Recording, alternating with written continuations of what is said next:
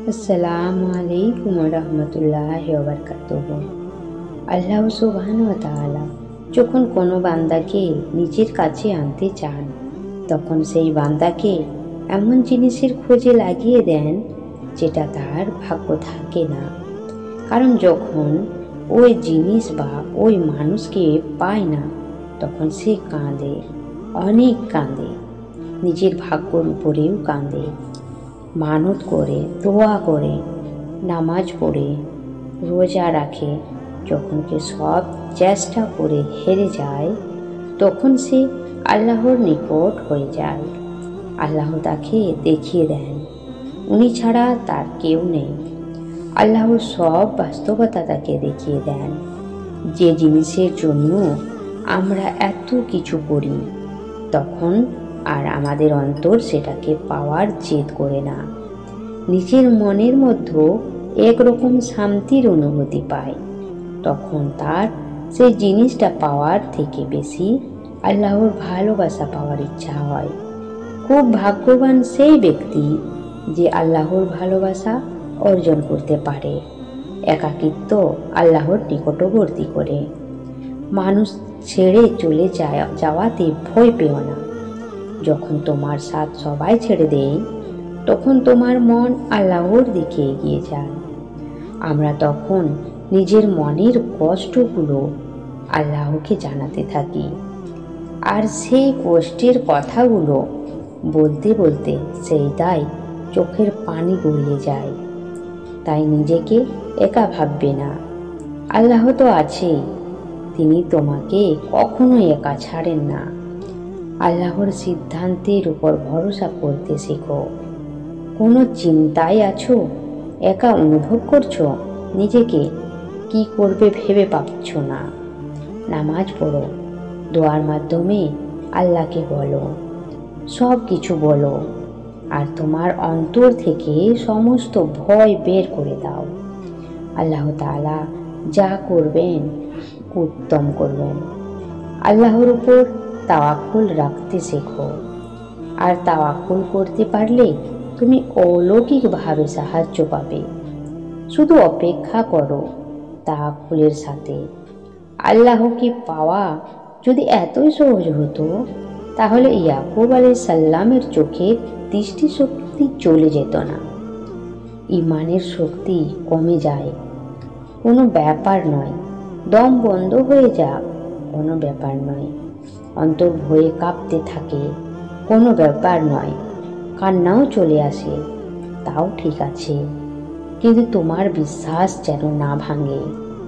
চলতে চলতে ক্লান্ত হয়ে পড়েছ, তাও থেমে যেও না।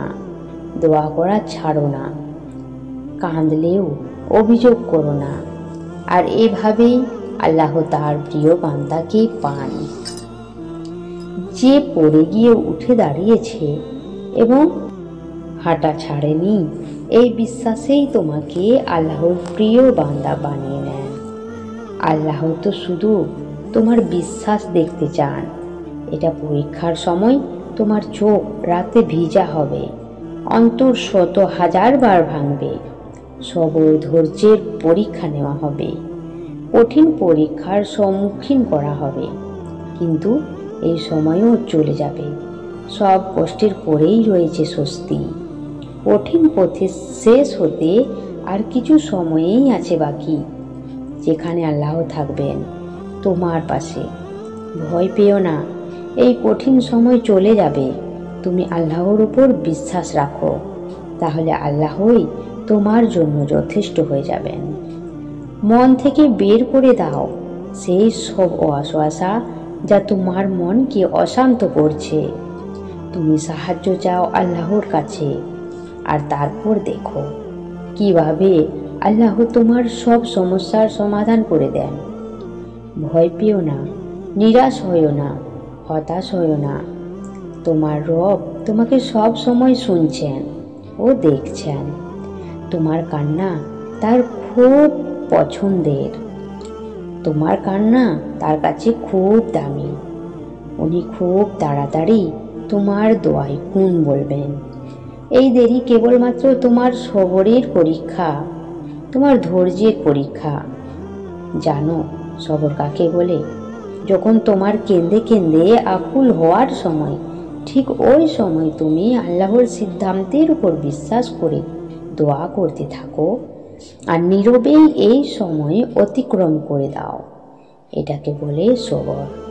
তুমি কি জানো, যখন কোনো কান্না করা চোখ হাসতে হাসতে আকাশের দিকে মৃদু হাসি দিয়ে তাকিয়ে থাকে, তখন সে কি পরীক্ষার মধ্যে থাকে? পরীক্ষা এসেছে, সবরও চলে আসবে। কেন চিন্তা করছো? শুধু আল্লাহর উপর বিশ্বাস রাখো আর তোমার দোয়া কবুলের উপর বিশ্বাস রাখো। তোমার দোয়ার উপর খুব তাড়াতাড়ি আসবে। আর আমি দেখেছি দোয়া সব পরিবর্তন করতে পারে। যখন অন্তর থেকে দোয়া চাওয়া হয়, রবের গুণ বলার বিশ্বাসের উপর চাওয়া হয়, তখন দোয়া কবুল হয়। যে কথা তোমার মন থেকে যাচ্ছে না, তাহলে জেনে নাও সেটা হবে, অবশ্যই পূরণ হবে। দোয়া করা তুমি ছেড়ো না। আল্লাহ চান যে তুমি দোয়া চাও, আরও চাও, চাইতেই থাকো। আল্লাহর ভালোবাসার উপর সন্দেহ করো না। যদি তিনি তোমার পরীক্ষা নেন, তাহলে ভেবো তিনি তোমাকে সেটা দেবার জন্যই তৈরি করছেন। দোয়া বান্দার আরশ পর্যন্ত রাস্তা তৈরি করে দেয়, তারপর বলে ফিরে যাওয়ার রাস্তা কবুল হওয়ার পরেই তৈরি হবে। দোয়া চাইতেই থাকো। কে জানে তোমার মনের পছন্দই আল্লাহর চাওয়া। যে হাত তুমি দোয়া করার জন্য তুলেছ, সেই হাতে একদিন সেই ছবি থাকবে যার জন্য তুমি আল্লাহর সামনে কান্না করে রাতের পর রাত জেগে নামাজ পড়ে সেজদায় গিয়ে দোয়া করেছিলে। যদি কোনো জিনিস আল্লাহ আমাদের না দেন, তাহলে তা আমাদের অন্তরেও কখনো দিত না। দোয়ার দিকে আমরা চাই না, আল্লাহ আমাদেরকে দোয়া করিয়ে দেন। যদি আল্লাহ মনের ভিতরে কোনো জিনিসের আশা দিয়েছেন আর মুখে সেই জিনিসের জন্য দোয়াও এনেছেন, তাহলে বুঝে নিও সেই জিনিস আপনার জন্যই তৈরি হয়েছে। শুধু আপনাকে ধৈর্য, সবর এবং বিশ্বাস রাখতে হবে এবং পরীক্ষা থেকে বের হয়ে ওই স্থান পর্যন্ত পৌঁছাতে হবে। কোনো চিন্তায় থাকলে দোয়া করা শুরু করো। আল্লাহ আমাদের দেখছেন, আমাদের শুনছেন। শীঘ্রই তিনি আমাদের দোয়ায় গুণ বলবেন। হে আমার আল্লাহ, আপনার গুনাহগার বান্দি আপনার কাছে ভালোবাসা চাইছে, আর আপনার সেই সব সৃষ্টির ভালোবাসা চাচ্ছে যারা আপনাকে ভালোবাসে। সব সেই আমলের সন্ধান করছে যা আপনার কাছাকাছি আনবে।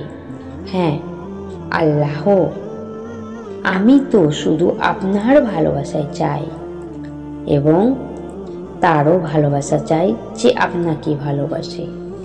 এরকম আরও ভিডিও পেতে চ্যানেলটিকে সাবস্ক্রাইব করুন এবং কমেন্ট করতে ভুলবেন না।